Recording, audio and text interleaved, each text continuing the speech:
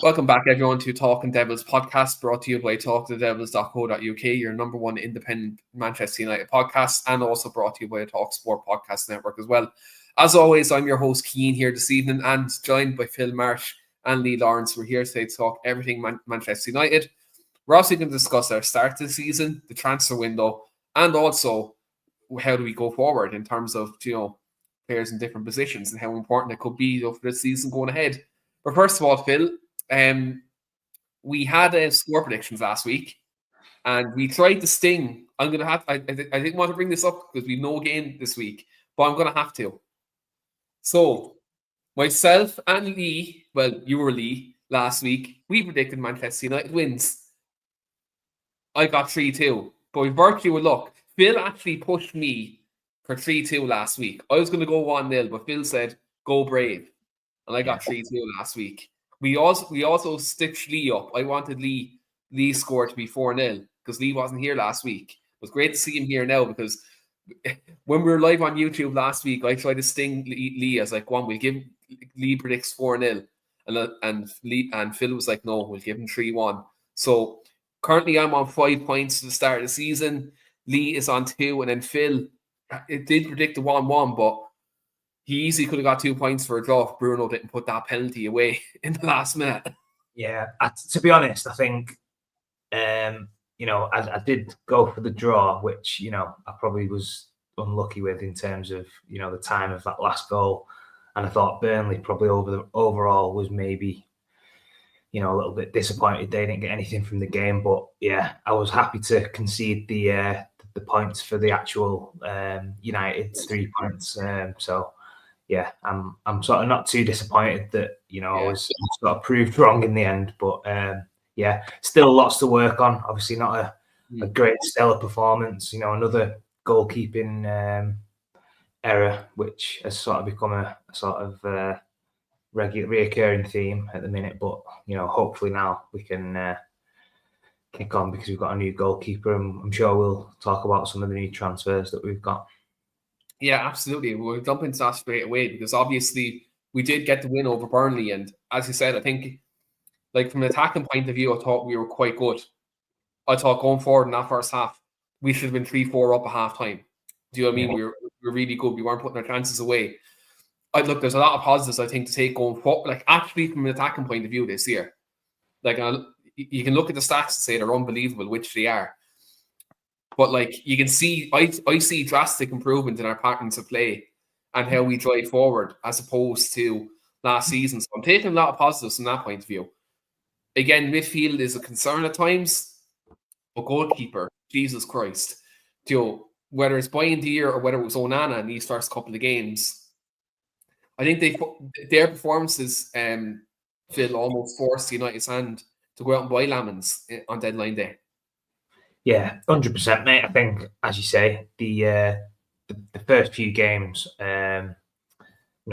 especially the Grimsby game, which was a shocking performance from Onana, and obviously Bayern making a couple of mistakes for a couple of the goals in other games. I think it's been a position that we've definitely needed to address. We said from the start of the season that none of the teams that are successful don't have a good spine, and I think the goalkeeper's integral in sort of being successful and having a good team. So I'm hoping this new fella. I mean, I don't know loads about him. I don't claim to watch a lot of the Belgian football or whatever. So I wouldn't know awful a lot about the guy. But I'm hoping that he's someone who just comes in and sort of settles in pretty quickly and just does the basics a lot better than these previous couple of keepers that we've had. We're not expecting someone to be world class straight away, but we just want to eradicate some of these easy goals that we're conceding. Just giving you can't gift teams goals in any level of football, let alone in the Premier League and sort of when you play for Manchester United. So I hope that this fella can come in and just start off well and give that back four or back three, so to say, that little bit more stability so that they can go onto the pitch with a little bit more confidence. Because as I say, we've looked good going forward. I think the attacking play this year definitely has improved. There's a lot more fluidity. a lot more pattern play that are being shown on a regular basis. So, if we can tighten that up at the back and sort of stop conceding easier goals, and just make it a little bit more difficult for teams to, break us down, then I'm sure that the results will start to come. Yeah, 100%. I think goal scoring is definitely a huge part that can win us games. But as the great man once said, attack wins you games, defense wins you titles. I think our defensive structure is okay, but I think the goalkeeper has been obviously just a massive issue last season, and most notably, I'd say, this year. Obviously, Lee, I think collectively as a panel, none of us here are going to claim to be hipsters, and we watch Royal Antwerp every week and say that we know this much about a keeper. But what do you think it says about this goalkeeper that Emi Martinez was basically banging down Man United's door to come to the club, and we decided to go the other way and sign Lammens? Yeah. First of all, good evening, guys. Regarding the goalkeeping situation, I'm glad we've signed one. We've been saying it on the podcast for the last couple, from the beginning of the season. It's something what is needed drastically. Hopefully, it gives the defence a little bit more confidence that they've got someone in there now that hopefully can, be a bit more commanding than that what we've had. It absolutely scares me to death every time the ball gets put in the box at the minute, or every time we've looked like we're gonna have a one-on-one with the keeper, or the keeper's gonna have to do something, I feel like the other team are gonna score a goal. So I am glad that we've hopefully sorted that position out. I'm a little bit disappointed personally that we didn't get Martinez. I just feel like with Martinez, is Premier League proven. Is Marmite at the end of the day. If he's playing for you, you probably love him, and if he's playing against you, you absolutely hate him. But he has got that personality, and he's got that characteristics what would blend into be a proper United player. So I am disappointed we didn't get him. World Cup winner, proven Premier League, full of experience and knowledge. Personally, I would have took him probably on a 2-3 year contract, just to strengthen us up while we're doing this. Again, this rebuild, what we've been doing for, I don't know, the last 15 years. I don't know anything about Lammens, if I'm being honest with you, nothing at all. Again, I hate doing it, but I've seen little bits and bats on YouTube where some of the videos look like he's the next Peter Schmeichel, and some of them make him look like Onana's next Peter Schmeichel. So I don't know which way to guide it at the moment. So I can't really give you much comment on him as a whole. He's a young kid. Is he 22, 23, something along them lines? Playing in the Belgium league. 23, yeah. Yeah, for me, it's a risk. The lad, fair play to him, has got to have a first set of bollocks on him to take the job on, knowing what United are going through at the moment, and knowing how scrutinised the goalkeeper's position is for a young kid. He's either going to sink or swim. I hope he swims. I hope he's a commanding keeper, and he gives the defence a lot more confidence than it's got at the moment. But it's a bit of an unknown entity, isn't it? So I think only time will tell. Yeah, it's unknown how well he's going to get on. Like I've been looking at, like yourself, I've been looking at kind of compilations of the player to see what he's like as a goalkeeper. You see YouTube, TikTok clips, stuff like that. And I looked at obviously stats as well to kind of, I suppose, look at kind of what we're getting. And a lot of people are comparing him to a younger David De Gea. Now, again, I don't want to go down that route because I don't want to put pressure on a kid who hasn't played at the top level, even in Europe, never mind Man United. So, look, I hope he does well. Look, again, I think it takes balls to come to Man United at this age, only coming from Royal Antwerp. You know what I mean? Like you'd know best. You know better than me what it's like to play for the club and wear that badge and what pressure that brings. So, if he's willing to come in at this age, to come in as Man United number one, considering the pressure he's after seeing that Onana and Boyinder have both kind of folded under, I suppose that's a testament to him, I suppose. That's it. I think that is a testament to him. And look, we'll see how he gets on in the season. I will say I'm willing to give him time, because settle in as a goalkeeper, like, it's probably one of the hardest positions on the pitch probably to settle in, I'd say. Consider, in terms of learn, I suppose, with your surroundings. Now, Phil will probably argue back and say striker. It's probably a bit more pressured. But for me, Man United goalkeeper, we've had so many keepers come to the club, and they've, apart from, in my lifetime, right, I've only seen, I've only seen 2 goalkeepers I can truly say were top quality for us, and that was Van der Sar and David De Gea. You would have seen Peter Schmeichel. Do you know what I mean as well? I'm too young. I'm not like to fully remember what Peter Schmeichel was like. I always rated Van der Hoe as a second keeper. I thought he was a good goalkeeper too, to be honest. And Berthez on his day was a great goalkeeper, but he was just an absolutely empty head worker. So.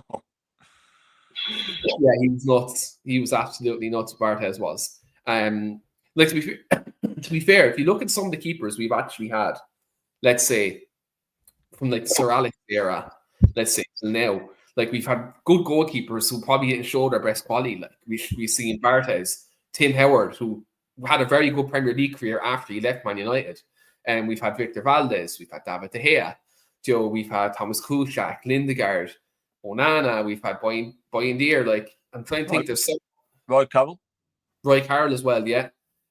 Steve, my Spurs friend, my friend who's a Spurs fan, he absolutely despises Roy Carroll for that incident at Old Trafford back in 2005. I always like to bring it up to him every time it comes up to the United and Tottenham game. Shout out to Steve. But look, we've had like loads of keepers, and he can only kind of say probably on one hand that keepers have been a proper true success in that time, and it's a position where if you don't do well, it can swallow you up very quickly. Playing every week in Old Trafford, and look, in recent history we've seen it in that respect. But obviously we didn't get the midfielder in the transfer window. Though Karis Baliba didn't happen. And then obviously, we made a late deadline day kind of loan offer for Conor Gallagher, which didn't go through either. Phil, I'm going to come to you there on that. Obviously, with not signing a midfielder now, and looks like these are midfield options till at least January. Can Kobbie now come in and, I suppose, make a dent? Maybe try to get into the team, because Ruben's kind of said that he's competing with Bruno Fernandes for that number 8 jersey. Now, I know there's a couple of injuries in and around the midfield and kind of the forward areas which could change that after the international break. But I suppose 2-part question here. What's your feelings on not getting a midfielder, and do you think is this the prime opportunity for Kobbie Mainoo to come in and make that shirt his own?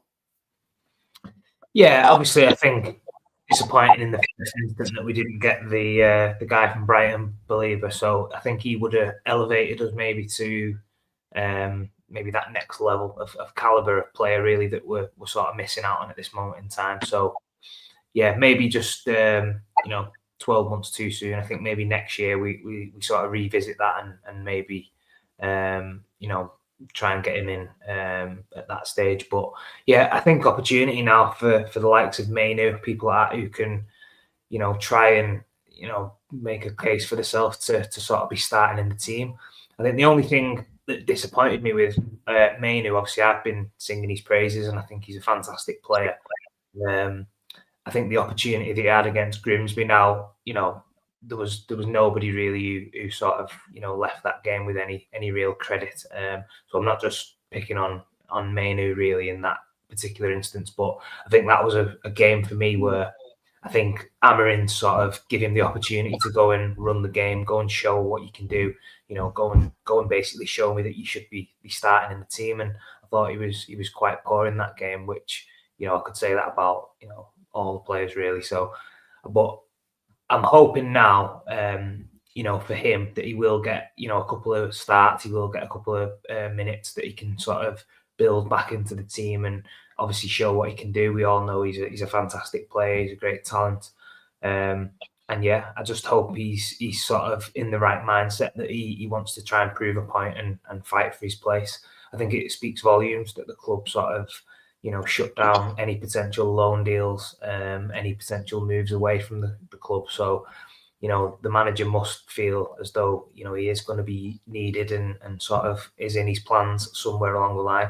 I think fighting for Bruno maybe in that position doesn't really sit right with me, because I think he's better position is maybe a little bit further forward. But, whatever will be. I think, if you're good enough, then you find a way to get back into the team, and hopefully, Mainoo seems like the kind of player who's got, a good attitude. He seems like a good professional, and I'm hoping that, with time he can find his way back into the team. And as I say, we do want to start, building the team around players like Mainoo moving forward. I think he's sort of the future of the club, and the progression that he's made so far has been unbelievable. So we want to, carry on with that, and hopefully, not let things turn sour and lose out on another, prospect. Yeah, 100%. And I think, looking at the talent of the footballer alone, regardless of position, I think there's a way you have to try and make that work, because we've seen down the years, if you're talking about the last, Lee mentioned, we're in a rebuild the last 10, 15 years. If you look at some of the talented caliber of footballers that, for some reasons within their control and some reasons out of their control that haven't worked. You look at the Jesse Lingard's, Marcus Rashford's, Paul Pogba's, Ravel Morrison's. Look, all had different types of circumstances, but these were unbelievable academy products that kind of got first team chances, and then it didn't work out. Whether it was positioning, whether it was personal circumstances, stuff like that.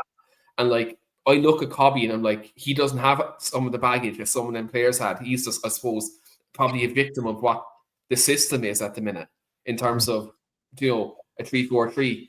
But the way I look at it is, he played basically, if you look at Ten Hag's system, as ludicrous as it was at times, he did technically play in a 2 with Scott McTominay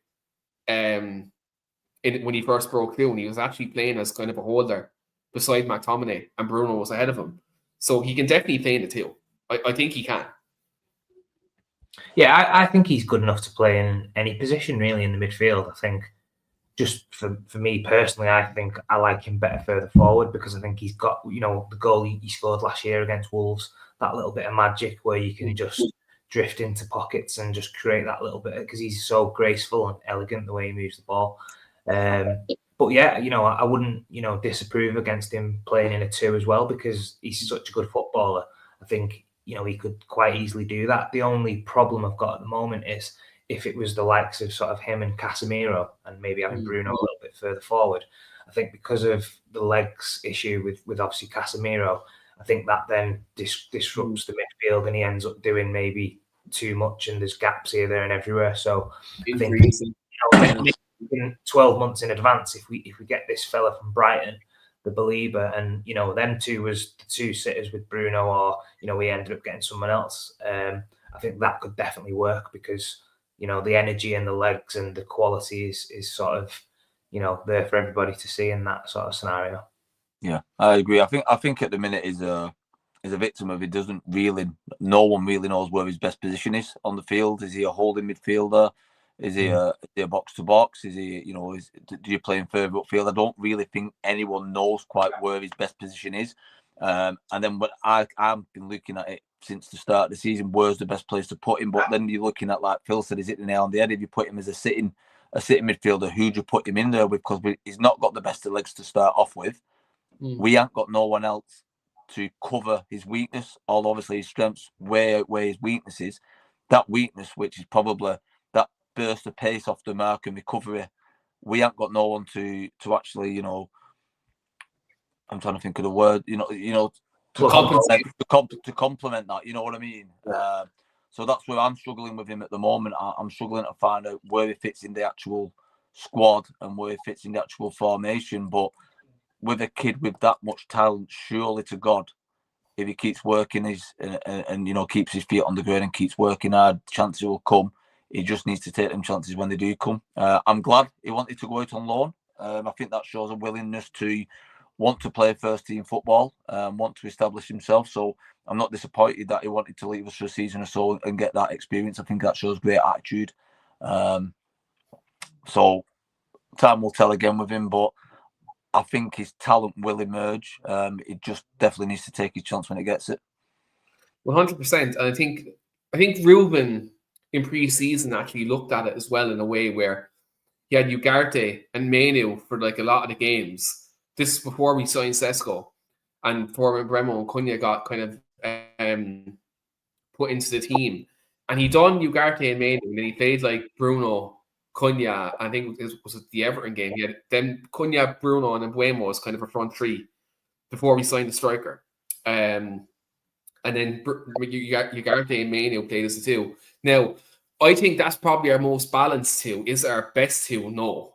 Like in terms of like pure talent, I think like what Lee said a minute ago in terms of like, Kobbie not having, let's say, the full defensive qualities in terms of in transition. Ugarte would compensate for that, but the only problem with Ugarte is he's not good in the ball. So he gives the ball away a lot. So, I think that's where the balance is. Whereas, like Phil said, if you have Karis Baliba in beside him, he's good on the ball. He's also good at recovering the ball, and their styles will complement each other. Whereas, that's the problem we have. We probably don't have someone in beside him who can complement his style of play. Just on that, Keane, as well. So this is where I sort of get a little bit frustrated as well with sort of the manager being sort of so set in his ways and not having that like little bit of flexibility. Because in terms of the formation that we set up with, like surely there's a way, and surely there's like a tweak in the formation where you could, get Mainoo into the team and still be able to sort of, not be as easy to break down as what he wants to be. Because for me, if you look at it, and obviously you've got the 3 centre halves with two wing backs. Like for me, I mean, I know he's never going to change that, and I get that, but I believe, and I think, obviously I grew up at Man United when it was always 4-4-2. You had 2 wingers, get in the box. For me, I would love to see in a world where the manager would just certain times maybe just experiment or, try something a little bit different, and you could potentially have Mainoo in the midfield of a 2 with somebody else, because, I believe that he should be starting because he's that good. And I just think because of the way that we're sort of, so rigid in this formation, that he's missing out on playing, because obviously we're trying to shoe on players into positions to try and, get the best out of other players, whereas there probably is an easier solution. But, the manager, to be fair to him, is not going to change that. I just wondered what you guys thought, because I believe with sort of, certain games, I get it, and I'm happy for him to play that way. But I think, at home against Burnley, to set up with, 3 centre halves when we've got such attacking quality, and Man United fans want to be on the edge of the seat watching the best players play an exciting brand of football. For me, I think there can be little tweaks made to that sort of philosophy and that sort of formation that would make us a lot better, especially at home against the so-called lesser teams. Do you know what? I think if he for them games he wants to make like a tactical alteration, he could the 3 at the back and go 3-5-2. Let's say, for example, if he wanted to stick with his 3 centre backs, he could go with 3-5-2, and he could go Cunha and Mbeumo split strikers, Bruno's number 10, and you could do Casemiro and Mainoo, and then there's your protection. Do you know what I mean? You'd have Bruno as your third midfielder, so the overload in midfield wouldn't be there. And then Cunha and Mbeumo are flexible enough where they could.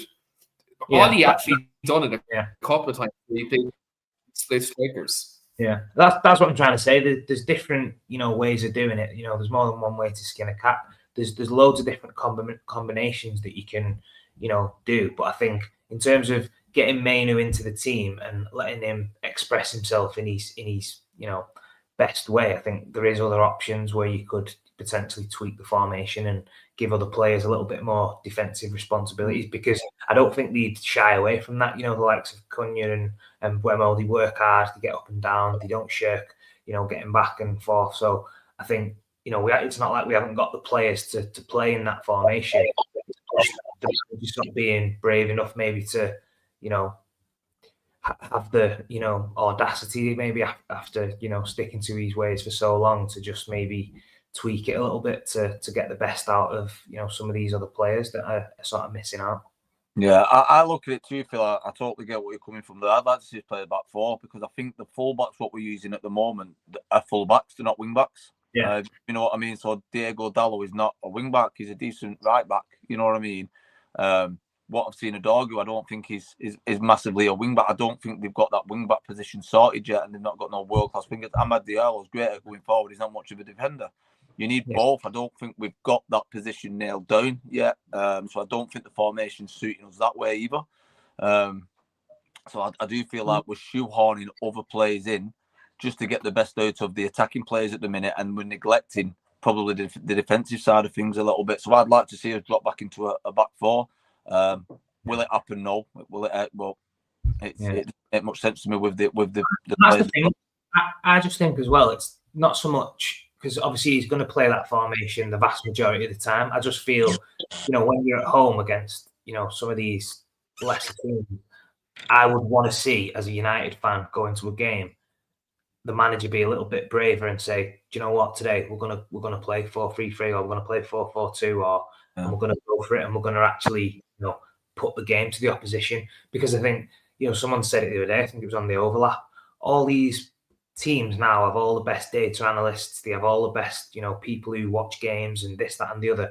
And every single game, you see some of these top teams and they're slightly tweaking the formation, tweaking, the way, the style of the play, the formation, the play. Whereas when you play Man United, you know exactly what they're going to do. You know exactly, what style and formation it's going to be. And there's no unpredictability about it. So every single team can prepare for Man United, weeks and weeks in advance, knowing this is how they're going to play. And I think, this day and age, the level of, work that goes into preparation for matches, if the manager potentially, the odd time was, throwing curveballs and just changing formation slightly against, the so-called lesser teams to just give us that a little bit more impetus in the game and get the fans, a little bit more excited.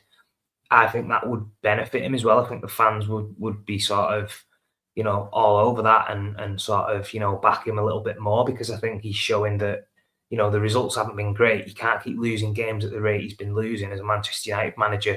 I need to try and do something maybe a little bit different or think outside the box. Yeah.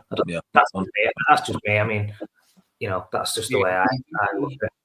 He definitely could be braver in some situations. I think, like, when you have the plethora of players that he has that can play like number 10, that can play on the left, that can play on the right, and now the fact, like, with Xerxes and let's say Sesko, we have two strikers who are two completely different profiles. So Xerxes will come in and link up the play, and he'll get the wingers kind of coming inside, to be more dynamic, whereas Sesko can be that target man. So there's definitely ways where Ruben Amorim, if he's going to stick with a three at the back, that you can go like with a 3-4-3, or his actual formation is 3-4-2-1 because he plays with two number 10s. 3-4-3 is more wingers. Like, even if he stayed with a 3-4-3 and played with wingers instead of number 10s, we'd be more dynamic and we'd be more quick in attack. If we went to a 3-5-2, we'd be better. If we went to a 4-3-3, we'd be better. I always think if you're going to play a three at the back in the Premier League, you can't play with no number 10s because you can't play with number 10s because it's too narrow. Do you know what I mean? It's too narrow. And if there's no wit and pace in the team, especially now with the way the Premier League's evolving now, it's going back to more transitional, more, I suppose, what Jurgen Klopp used to say, heavy metal football. It's kind of going back to that now. You're seeing teams like Nottingham Forest, Bournemouth, even everything under David Moyes, where everything now is about winning second balls, getting the tackling, playing the ball forward quickly.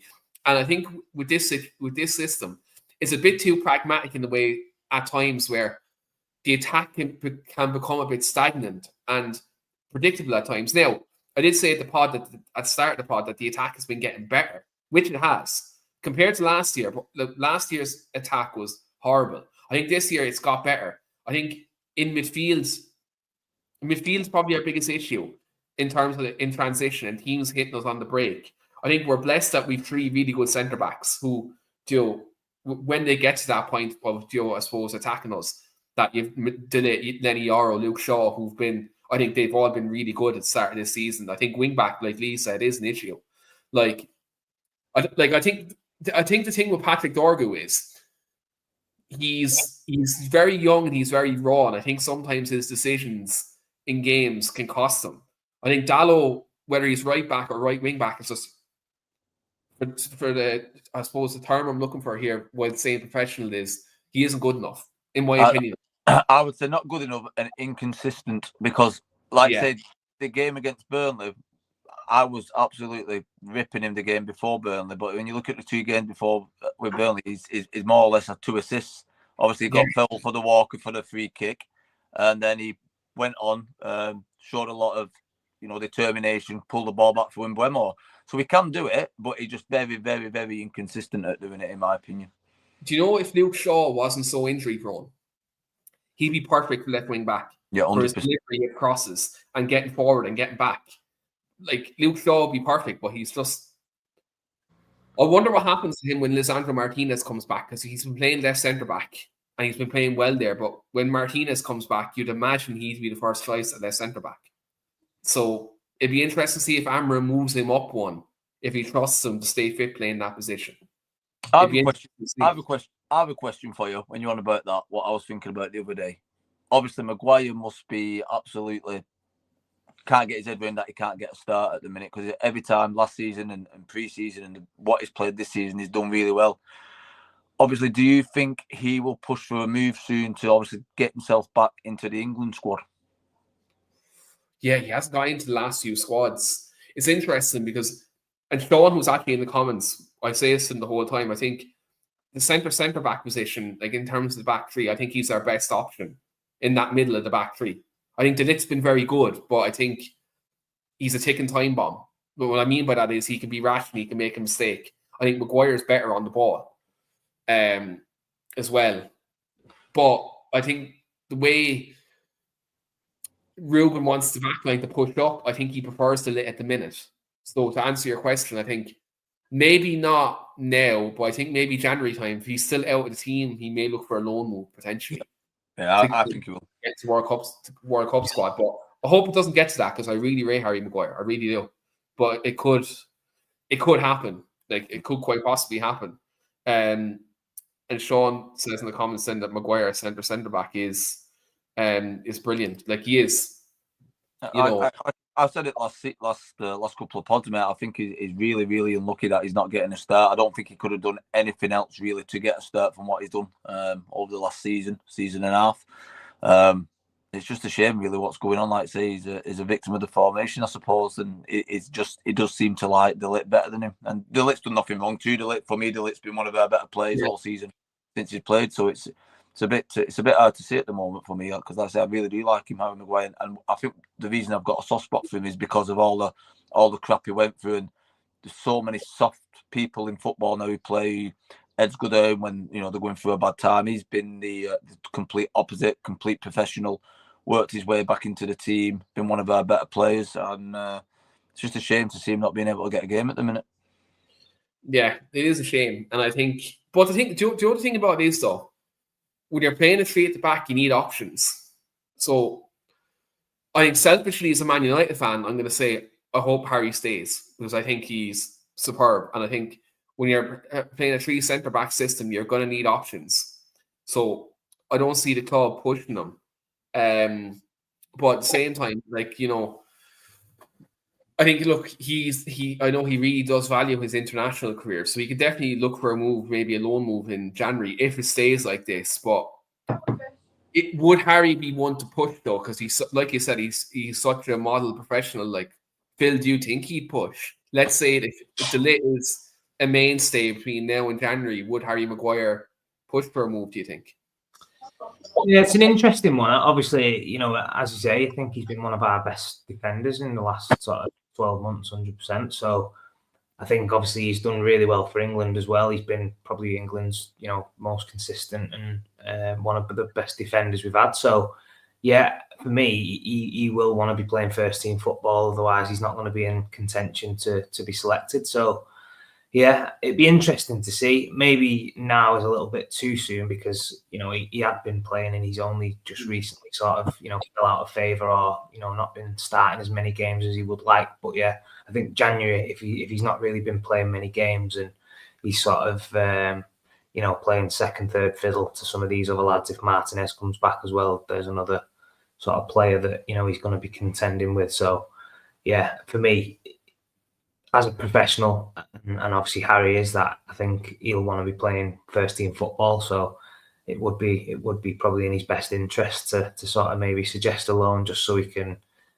keep his fitness up and maybe get back into the England setup, which is a shame because I actually think he's done really well. And as I say, he's somebody you want around the club. He's a really good professional. He's somebody who some of these young players can learn a lot from. He's obviously been through a lot with the club, ups and downs, but as I say, overall, I think he's sort of, worked through all that hard times and come out the other side and been a really good asset to the club in the last, year and a half, definitely.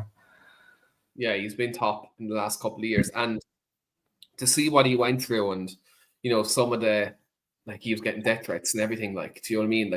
To see him come back from that and then, I suppose, have the performances he has in the last 2 seasons and, arguably nearly brought us the trophy last season. It's good to see him going to have that recovery and, fair play to him. He has kind of a really top mentality to kind of come back from that. Because in this day and age, I don't think with the way football is and the way social media is, players can swallow him up and they can down tools, and he didn't. Despite all the struggle that he went through, he didn't. So, fair play to him. Speaking about a player who has struggled in his first 2 years at United, but he seems like he's really picking it up now, is Mason Mount, Phil.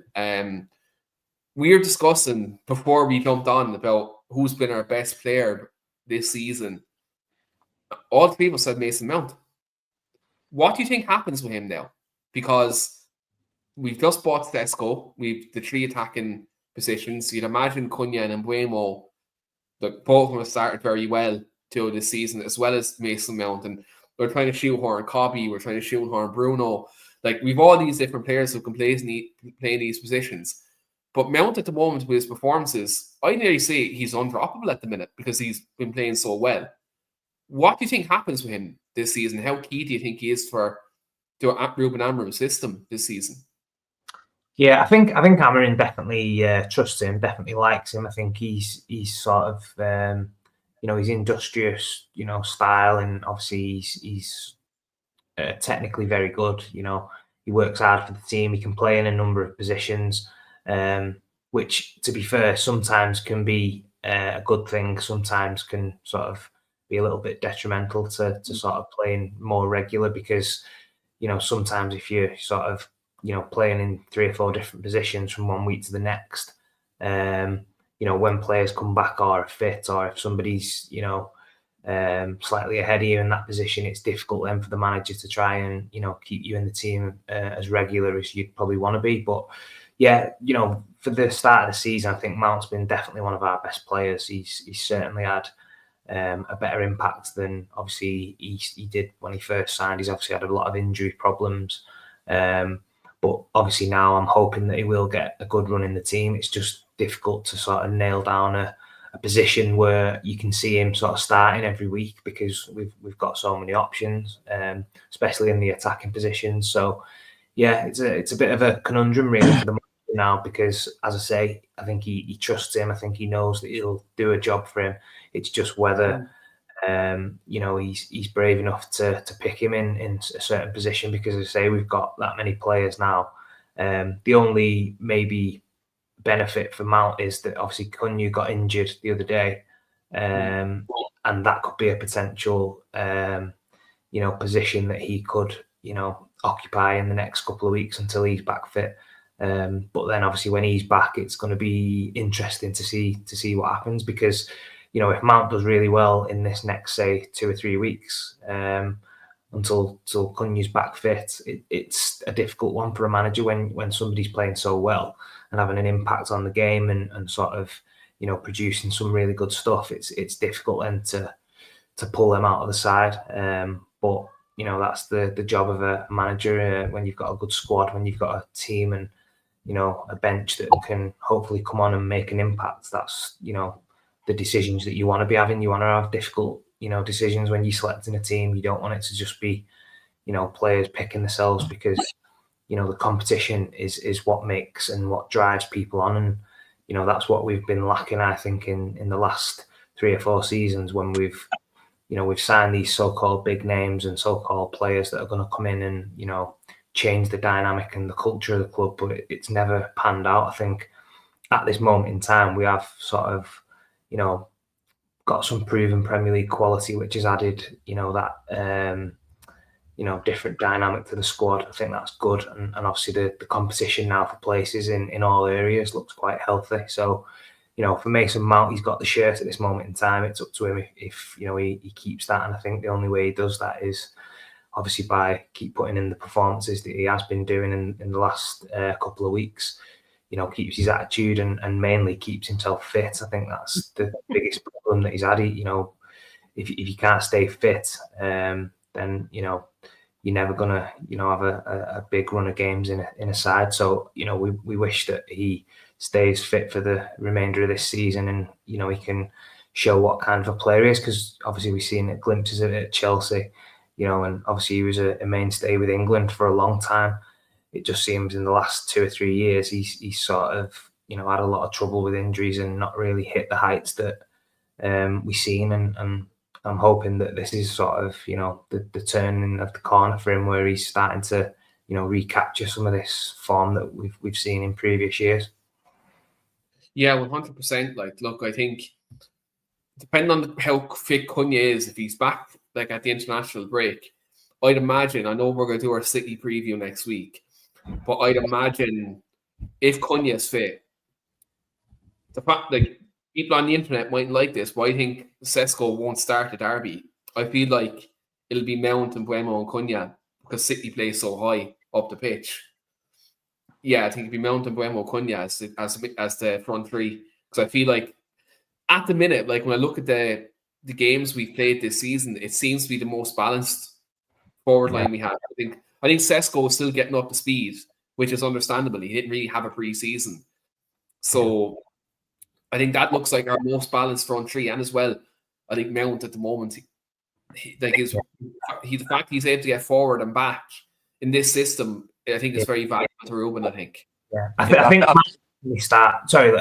think Mount definitely starts against City regardless. I think, as you say, if Cunha's not fit, then he'll obviously start in that position. But if he is fit, I think you're right there with Mount. I think he'll definitely start ahead of Sesko anyway, just because of obviously the way City play and obviously what attributes Mount brings to the team, other than obviously being decent on the ball. He's got really good work rate and he can get about the pitch. So I agree with you on that. I just wanted to sort of reiterate that, because I think in the big games where you're playing, especially against the likes of City, Liverpool, Arsenal, Chelsea, Mount will probably be one of the first names on the team sheet for me, because I think he trusts him and believes that he can do a job in sort of not only the attacking side of things, I think the defensive side of things.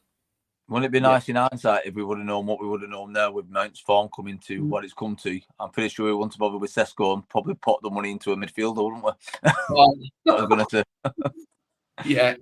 And then do what probably would have happened here? We would have put our money into a midfielder. We would have signed Baliba. Mount and pull his hamstring then. Yeah. and then we stuck with Xerxes up front. I'm a massive fan of Xerxes. I know what I am. I'm only one. I like Xerxes. Yeah, that's another player. That's another player. Yeah, like Phil said, it's healthy at the minute because there's competitions for competition for places all over the field. Xerxes is another one where I'd love to see him getting more minutes, because I really do like him. He glides on the ball. He brings plays and he holds the ball up well. You know what I mean? He's really good at that. Mount, for me, is undroppable. The problem is it's a bit like Word you put him, like we was on about shoehorning players in. Word, he's not going to take Cunha's place, let's be honest. When Cunha's fit and it comes between Cunha and Mount, they're going to start Cunha all day long.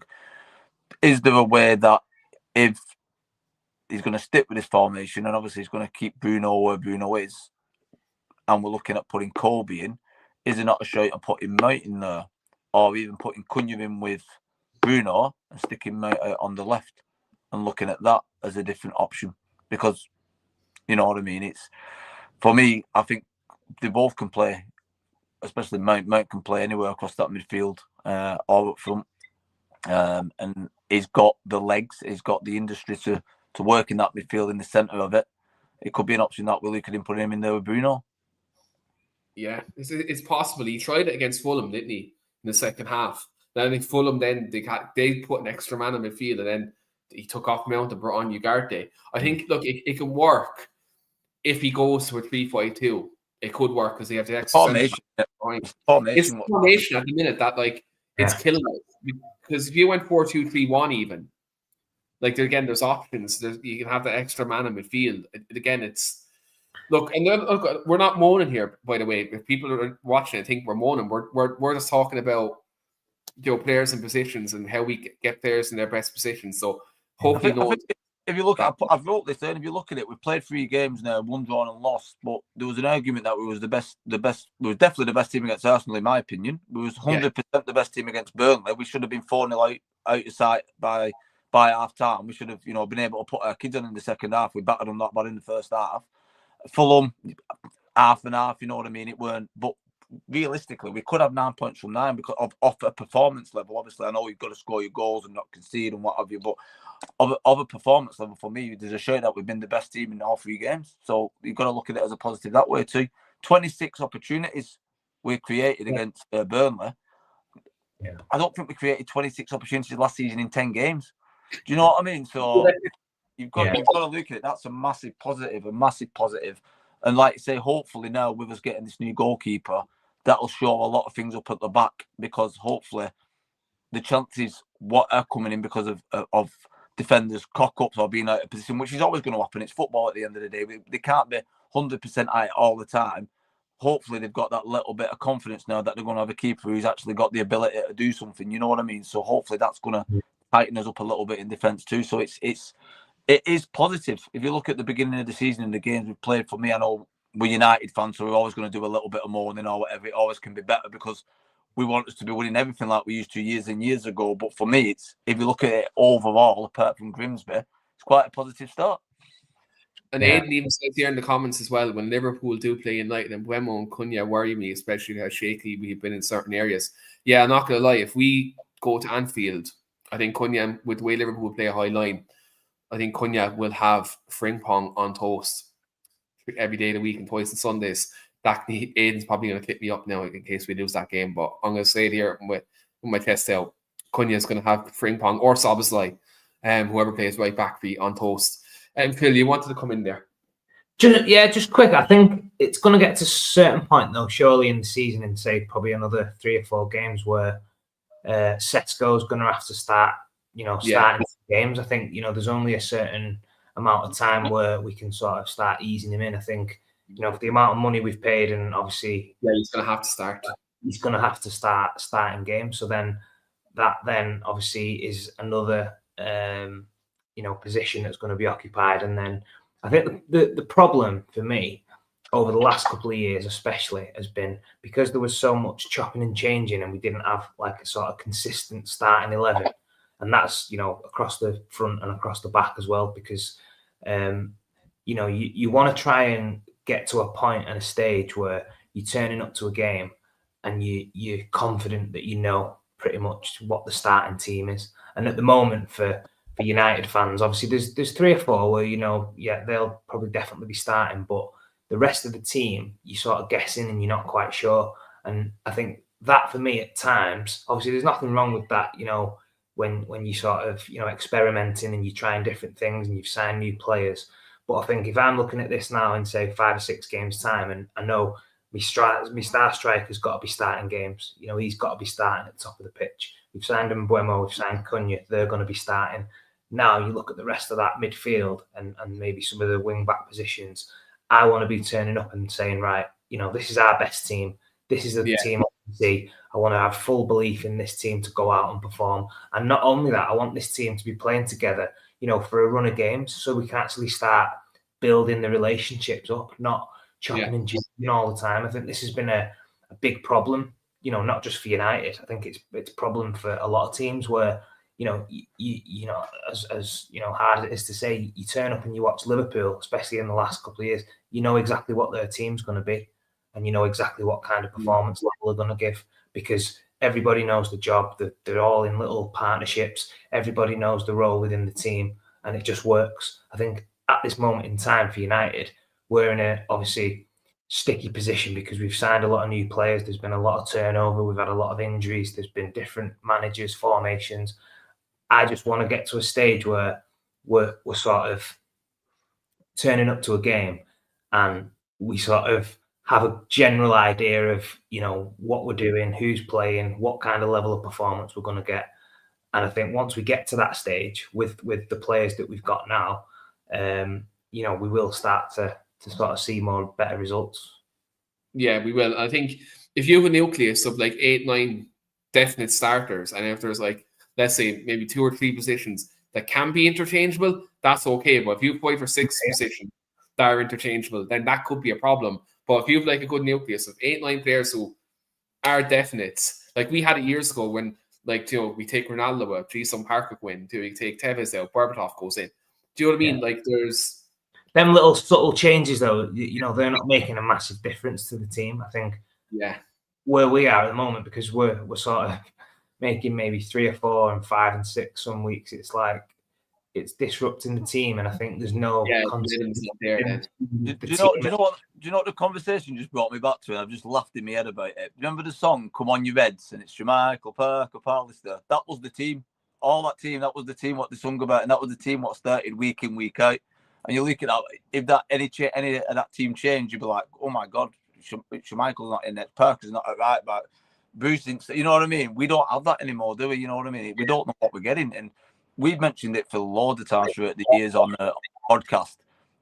You've got to build that relationship. So when I was at left back, for example, I always knew if I was playing with Ben Collett on the left wing, I knew what his strengths were and his weaknesses were, and he knew what my strengths were. And you create that bond that, you know, if he's going to be in trouble, you're going to cover and help, and he's going to do the same thing. That goes all along the pitch when you're playing 4-4-2. If you was playing with a striker, you know that striker, if you was going to spin in, or you're going to hold the ball up and he's going to spin behind you. Yeah. Then that's built over, it's built over consistency, isn't it? You know what I mean? And I think because of the way we grew up as well, obviously the way the club was, and obviously our time when we was at the club, it was all, you know, there wasn't really much change, was there? You know, there was loads of, you know, games where, you know, you might play in a different position, but you knew everybody's strengths, you knew everybody's weaknesses, and from one week to the next, it wasn't like you're doing loads of things differently. You might have little subtle changes here and there, but because it's drummed into you and you're working with these players day in, day out, and you're playing game after game after game, it just comes second nature, and everybody, you know, knew exactly what was expected. When someone goes forward, I'll fill in. Someone makes a run, I'll make sure I'm showing to feet.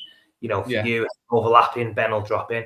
Just and it sounds basic, it sounds easy, but if you're not playing regular and you're playing with different players from one week to the next, you can soon become unstuck, and it's difficult because other players have played with different managers, different leagues, and to sort of come to Man United and just be expected to fit straight in is difficult straight away. And I think, you know, we've definitely seen, you know, the fruits of that in terms of, like, you know, some of the performances in the last, you know, few years with you know, the chopping and changing of players from one week to the next. It definitely doesn't you know, bode well, you know, for a sort of you know, consistent level of performance, which is where you want to be, really. So yeah, and I think that takes me back to what I said last week too, Phil. With football, it's a simple game. It's an absolute simple game, but I think nowadays it's massively overcompensated with all these stats and statistics and different formations and all this tick-tacker. Do you know what I mean? It's sometimes, for me, it has took the fundamentals out the game. As you know, it's there. It should be enjoyed, and it just to me now become massively overcomplicated. Yeah, 100%, mate. Yeah, and I think the way systems have gone these days now, it's kind of like, and look, Pep's a brilliant manager, but I think everyone trying to nearly play the same way as Pep has nearly ruined the game in some aspects. I think, like Gary Neville mentioned it, when there's teams in League One, League Two trying to play out from the back. Do you know what I mean? Like, you know, that still drives me crazy, by the way, Keane. I still can't get me when a goalkeeper's got the ball and then we try and play it from the back, and 9 times out of 10 we get caught out, and it's like, why are we doing that? I will never ever get my head around that. Why we put ourselves under pressure, and every team, it's not just us, every team does it. You consistently put yourself under pressure from the back all the time. I just can't get my head around it. Lee, I'm trying to think, you know, like back in the day, like when we used to play, like, say, youth team football or like reserve team football, like, obviously, if a goalkeeper's got the ball at the back and it was an option to play out from the back, you would. But I used to remember like keepers would just kick it long as well. Like it wouldn't just be always playing out from the back, trying to get midfielders towards the edge of the box. I reckon from about under 17s, Phil, they started getting the fullbacks, not the centre backs. The centre backs would never do it. The centre backs would push up. We'd all go up as a back four. We'd all push up to the halfway line as a back four. It was like get out, give it all that. Yeah. Then rather me at left back or Lee Sims or Phil will drop in. But if it were on, because nowadays they play it when it's not even on, they play it regardless, it gets played. If it wasn't on or someone spotted it, you wouldn't play a risky pass like that. You spun back out, you push your back forward. You know what I mean? It's like the ball at the pitch. Yeah. Do we lose Phil or am I gone? So I think Phil's gone, hasn't he? I'm still here. Yeah, I'm still here too. We just lost Phil. But you're right though. I think the way it's drilled into these players now, it's almost like coached into them so much that whether it's goalkeepers or defenders, that they do it just out of habit now rather than, an instruction. It's a bit of both. Like I think it's like it's become part of everyday football. Like you've got to put yourself under that pressure from a kickoff, and you should have the confidence to play out. But I see it so many times where you're playing it from the back and you can see the goal or you can see the corner or you give the ball away and look like an absolute idiot. For me, if it's on, play it. But don't play it when it's not on, and you don't need to play it every single time. You know what I mean? Just get the ball up and start again. Sometimes reset. Yeah. Sorry, did I drop out then, lads? Sorry. Yeah, you dropped out, mate. Yeah. Apologies. But yeah, I was just thinking about that, just because obviously, we was brought up through United to sort of always play entertaining, attacking football. But there's a time and a place to try and play out from the back, and the risk and reward of playing balls out to the edge of your own box, because we used to get the ball forward and be direct. Everybody, your first option was kind of play forward. I don't even remember, Phil, but I always, from like say under 17s level, it was always run in second ball. If you always every manager was second ball. That was the thing. Get it up and win the second ball, and make sure you win the second ball. And once you've won it, play from there. Not play from 2 yards off your bloody goal line. You know what I mean? No, because again, you say football's an easy game. Like you just win the battle. Like even though we was Man United and we might have been playing against a lesser team, we would still outwork that team. We would, you win the battle by working harder than your opposition. That's first and foremost. That's a given, and then your talent and your quality will show through. And we used to. Always get that drummed into us. You're better players than the players who sat in the opposite changing room. But if you don't work as hard as them, you're not going to get anything. Yeah. And I think sometimes, you lose sight of, the simple little things where, you're going out. It's 11v11. You're in a man. You're against, your opposition. It's a 1v1 battle with your man on the day. Who's going to be the better man? Yeah, you always had to want it more. That was another one. But you want it. If you wanted it more, 99 times out of 100, you'd win the game, because we had, the best players, by far. We was technically gifted a lot more than a lot of the teams we played. But if you turned up and you just thought you was going to walk over some of these teams, you didn't work hard, you'd get found out. And that's the same at any level of football. Do you know what I mean? You can't neglect the basics and sort of the fundamentals of going and crossing the white line and doing a job for the team, working hard, winning your individual battles, wanting to run past your player, wanting to work back and help a teammate. All these things, like we've seen against, this is the prime example the other week against Grimsby. Man United players turned up, thought that they just had to turn up and they could win the game. Grimsby was having none of that. They was like, right, I'm going to outwork you. I'm going to get up. I'm going to put tackles in. I'm going to ruffle your feathers and see what you've got. And we was, especially in the first sort of 70 minutes, we was, found wanting big time. It would have been a travesty. It would have been a travesty if United would have gone through on penalties for me there. I'll be honest with you. It would have been a travesty, because Grimsby fully deserved that win for me. And they got the disallowed goal, which should have been a goal, and two of the goals could have been goals actually that got disallowed. Yeah. So. Yeah, look, fair play to them, even though they played an ineligible player, but United aren't putting any action on that. I swear to God, if United appeals that about Grimsby playing the ineligible player, the game would have been gone. Did you actually play an individual play? Yeah. They did, yeah. Oh wow! There's loads of fans, Phil. Loads of fans saying that United should appeal it, and I'm thinking, do not appeal that. It's embarrassing. That would be the only reason I want them to appeal it is because I think my prediction. I said that we could potentially. Yeah, you said we win the Cup. I thought we could have a good chance of getting through to that, but yeah, no, I wouldn't appeal it. We'd have some shame on that, wouldn't you? It'd be the most shameless thing ever if we done it. I'd hate it, to be honest. Even though, like, look, it's trophy, but there's a way to win it. Like, and that wouldn't be it. Like, anyone who's got any bit of brain will realise, do not appeal that, because that would be the most. I'll tell you now, Nottingham Forest would definitely appeal it. Marinakis would definitely appeal it, 100%. The only thing is, it's the money situation, isn't it? You know what I mean? The guys at the top will want to appeal it, but nah, as a footballer, for me, I would be so embarrassed of my team to appeal that. It would be unreal. Someone will have to have like the uncomfortable conversation and say, for what it's worth, it's probably, you know, for the money in the car. Look, if this was the Europa League or Champions League, they'd definitely be appealing it, but you don't get that much money for it, I'd say. So yeah. Look, it is what it is. Fair play to Grimsby. They're probably going to get knocked out. I think they're playing Sheffield Wednesday or something in the next round. Whoever it is, they're going to get knocked out anyway. I'm saying that now because I'm only saying that because the Grimsby lads clipped me up on their podcast about when I said Target United set pieces, and then they put it up on the podcast last week. So thanks, lads. Thanks for me telling you how to beat United. Don't do that to me ever again. But on that, we are about to wrap up, but me and Lee had a conversation before Phil came on the air, and we're in the international break. And me, Phil, Lee, and Wayne went out for a few drinks a couple of years ago, and we were having a chat, obviously, about all our backgrounds and all the lads' football careers and stuff. Lee let me know, lads, and I know there's Irish viewers in this, and I know a few Irish people will be watching this. You could have played for Ireland a couple of years ago. Isn't that right, Lee?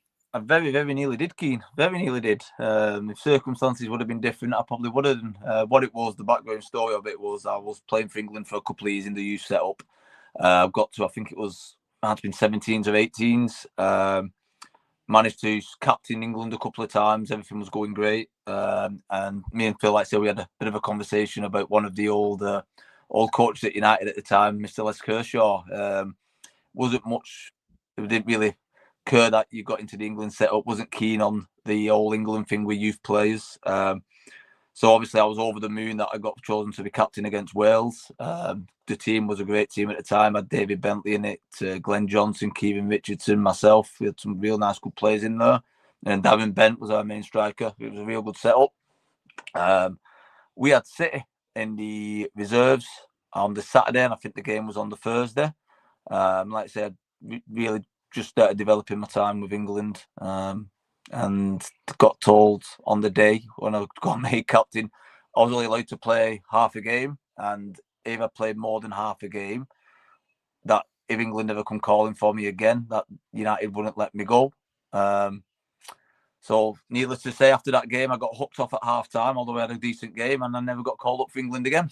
So what happened was, I was obviously friendly with a couple of lads at the time, Paul McShane and John O'Shea, and they know my background from my grandparents onwards. They're all Irish. They was born over in Galway, to obviously Irish parents.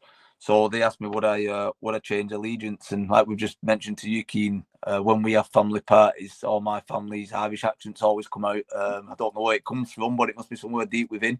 You ask all my family from my grandparents onwards, they'll tell you they're not English, they'll tell you they're Irish. So we have got obviously a background there. So yeah, I got a phone call. I can't think who the manager was at the time at the 21s. Don Givens was the manager. Right, okay. And at the time I thought it was a wind-up, so obviously I'm telling him, he's on the phone, and I'm saying, yeah, all right, stop winding me up, Shazy, stop winding me up, Macca, and all that, like it's a wind-up. Turned out it wasn't a wind-up. He asked me would I be interested in joining the 21s, so definitely I said, yeah, I'd definitely be interested in it. But at the time, apparently my granddad had to have an Irish passport, and he had an English passport, and it couldn't get that turned around in time. So unfortunately that fell by the wayside. You could have played for the boys in green. What could have been like? What could have been? And Paul says here in the comments, it would have been Lee Grealish. You would have done the reverse of Grealish. I'm trying to do a Grealish with my Herb at the moment, but it's not working. Yeah, you would have done the reverse Jack Grealish. That's it. Because he captained. What's mad? He actually, now you say that, Jack Grealish captained Ireland's under-18s and under-21s, and you would have captained England's under-18s. Well, that actually would have been the reverse Jack Grealish. Like I said, I was doing really well. We went. I captained them against Sweden. We played in a game and played against Sweden. I was captain against Sweden. Then we were supposed to play Iran, and I think something happened with the war and what have you. So we played at Lilleshall against. It's like a behind the curtains game against Wales. And one of my teammates was actually captain for Wales, David Jones. He was a great little player. David played a couple of first teams for United. He went on to, I think it was Burnley and Preston and Wigan and players like that. I think he's at Wrexham now. I think he's doing something at Wrexham. It was really good because obviously we were both at United, both in the same squad, both captain in our countries. And then, like I say, because of the issue with coming off at half time, England career over. It's mad. It's mad how United stopped that as well. It's mad, isn't it? Like, it was a bit crazy at the time, yeah. It's nuts. Yeah. Considering, like, how many players play underage and stuff. It's crazy. I don't know if times have changed, but like Phil had a bit of a similar conversation. Yeah, I had a similar situation with England. I got called up probably about under 17s, under 18s, similar to you. But I only ended up going to Lilleshall, did one sort of camp, and Les Kershaw basically just gave me an ultimatum to say it was either United or, England. But, yeah, I mean, to be honest, it was. I don't think if I would have, stayed at England, that much would have changed. But I think because of the way he put it to me, and obviously I was only a young kid at that point, and I'd only just signed, and it was probably like my first year as a YT. I didn't want to sort of upset or ruffle any feathers back at United, so I ended up just sort of saying, right, okay, and I came back to United because I was the captain at the time of the sort of youth team. But Richie Jones probably had the same conversation, and he carried on playing for England. So, and it didn't really affect him as much as it probably would have affected me. But I just sort of bottled it at the time. I think I probably didn't want to sort of disrupt anything that was going on at United because I was doing so well at that point. I didn't want to make anything sort of change, if you like. So yeah, my England career lasted probably a little bit less than yours, Lee. Even though you managed to play in a few games, mine was definitely cut short. So yeah, that was my international career pretty much done after. I really enjoyed playing for England, to be honest. But the thing which I was grateful of at the time, if you remember, before my age group, the age group before, when you turned 16 and you got picked for England, it was full time at Lilleshall. So you would have had to have left United to go and live at Lilleshall. Yeah. And at the time, I was going to be roommates with Darren Bent. The only good thing was where our dormers were. The next dormers along was the England gymnastics team. So that was the only thing really I was looking forward to, if I'm being honest with you. I didn't really want to leave home or leave my friends at United where I'd grown up. But I think it was a couple of months as we were supposed to move into Lilleshall, they pulled the plug on it. So it was just kind of, you played for England, you went 3 and 4 times a year. So I don't know how I would have heard moving away to Lilleshall at that time, because I weren't looking forward to doing that, if I'm being honest. Yeah. Yeah, to be honest, I didn't know that. But I mean, when I first went and I seen the sort of quality of the players that was there, like the squad of players that I had in my team was like Aaron Lennon, James Milner, Tom Huddleston, Grant Ledbetter, all them lads who have obviously gone on to have great careers. And I was like, oh yeah, this is brilliant, this. Because obviously you'd played against some of these players who were, I think like Milner and Lennon were at Leeds at the time. I think Huddleston was at Derby at the time. And you think, wow, this is quality, playing with some great players here. And then obviously it just, got put a stop to for me. But yeah, as I say, Richie Jones carried on and he went and represented England for probably 2 or 3 years after that. And obviously, did he not play for 21s, Richie Jones? Yeah, probably. I think he maybe. I definitely got up to like 19s, maybe. Yeah, I'm sure he played 21s. Yeah. Like I say, it was good. Like I say, the players, the quality of players you were playing with. Like I say, and you look back now in your careers and you think, wow, you know, you've played alongside. Like I said, mine was Glenn Johnson and players like that. You know, real good careers. Wazza was in our squad at the time. He was playing a year up. Well, he would have been my age, but obviously he actually played for us Wazza at the time because he was too good for the younger, so he moved up. There was some absolutely fantastic names though. It's to be fair, when you look back, it was a privilege, wasn't it, to play with them at the end of the day. Yeah, brilliant, yeah, brilliant. I love hearing all these stories about what players he's played with and all these setups. And we had an off-air chat about Phil playing with Wes Houlihan, which, again, me as an Irish person, that just blew my mind. But yeah, like I love picking their brains on everything, and I just love the fact that both be representing your countries and stuff. It's unbelievable. But we will wrap it up there for tonight. We will be back next week. Obviously, it's going to be a massive game against Man City in the Premier League, so we'll have a lot to chat about, and also we'll chat about the lads' Derby Day experiences as well. That'll be a good crack as well. We'll have a talk about that. So yeah, look, thanks very much for Phil and Lee for coming on this evening as always, and do subscribe on YouTube, drop a like in the video, put a bell notification on as well. We have plenty of more pods coming up in the next week as well. And as well, do subscribe on the audio platforms as well as Spotify, Apple Podcasts, the usual stuff. Paul has asked me prediction for the Ireland game. We're playing Hungary. I'm going to go 1-0 Ireland, Nathan Collins header. That's what I'll go for. Dominic Szoboszlai plays them. He better not get a free kick because he'd probably put it into the top bin. But yeah, on that, we will wrap up. Thanks very much to the lads for coming on, and we will see you next week. Until then, guys, see you later.